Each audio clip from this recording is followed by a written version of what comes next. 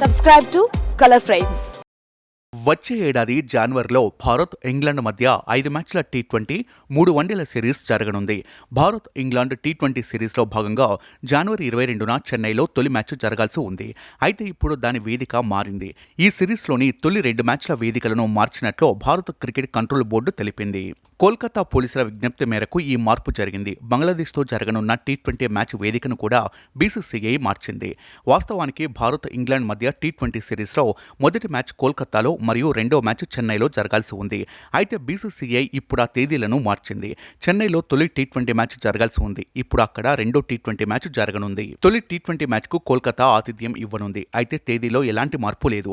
దీనిపై కోల్కతా పోలీసులు బెంగాల్ క్రికెట్ అసోసియేషన్కు విజ్ఞప్తి చేశారు.